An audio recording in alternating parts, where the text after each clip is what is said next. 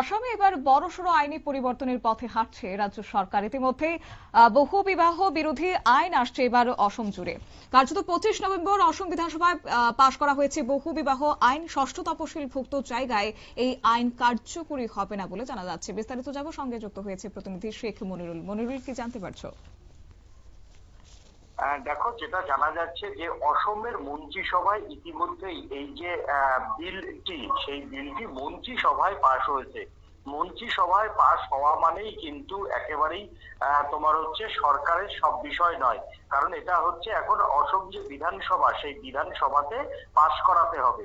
এবং যেটা জানা যাচ্ছে যে তোমার যে আসামের মুখ্যমন্ত্রী হিমন্ত বিশ্ব শর্মা নিজে জানিয়েছেন যে আসামের মন্ত্রিসভা বহু বিবাহ বিরোধী আইন 2025 অনুমোদন করেছে। তবে এই আইন হচ্ছে ষষ্ঠ তপশিলভুক্ত অঞ্চলগুলিতে এই আইন কিন্তু প্রযোজ্য নয়।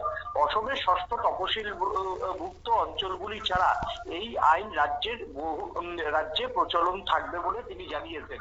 এবং এই প্রথার আইনি বৈধতা বিলোপের উদ্দেশ্যে এই বহু বিবাহ প্রথা বিলোপের উদ্দেশ্যেই এই বিল আনা হচ্ছে। এবং যেটা জানা যাচ্ছে যে আগামী 25 নভেম্বর বিলটি অসম বিধানসভায় পেশ করা হবে। দেখো, যে কোনো বিল যদি রাজ্যে নিয়ে আসতে হয় তাহলে সেই রাজ্যের বিধানসভাতে বিলটি তুলতে, সেখানে ট্রেজারি পক্ষ এবং বিরোধী পক্ষ এই বিলটির সমর্থনে বক্তব্য রাখবেন।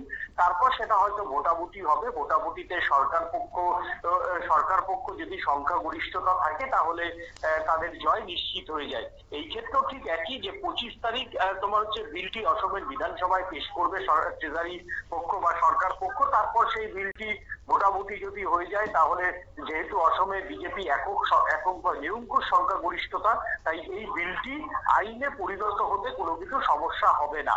তাই এই বিলটা কার্যত 2026-এর যে বিধানসভা নির্বাচন, সেই বিধানসভা নির্বাচনের আগেই কার্যত এই বিলটি তোমার হচ্ছে বিধানসভায় পেশ করে তারপর সেটা রাজ্যপালের স্বাক্ষর করে আইন আকারে গোটা অসম জুড়ে চালু করে দিতে চাইছেন অসমের মুখ্যমন্ত্রী হিমন্ত বিশ্ব শর্মা। ধন্যবাদ। অর্থাৎ অসমের মুখ্যমন্ত্রী হিমন্ত বিশ্ব শর্মা জানিয়েছেন যে বিধানসভা নির্বাচনের আগে এই আইন কার্যকর করতে চাইছে তার সরকার। তবে জানা গেছে ষষ্ঠ তপশিলভুক্ত এলাকায় এই আইন কার্যকরী হবে না, অর্থাৎ জনজাতি অধ্যুষিত অঞ্চলে থাকবে বিশেষ ছাড়। বিধানসভা ভোটের আগে এই পদক্ষেপ কতটা রাজনৈতিক বার্তা দিতে চাইছেন হিমন্ত বিশ্ব শর্মা, তা নিয়ে কিন্তু রাজনৈতিক মহলে ইতিমধ্যে শুরু হয়ে গেছে জোর আলোচনা। নিয়ে নিচ্ছি ছোট্ট একটি বিজ্ঞাপন বিরতির, সঙ্গে থাকুন।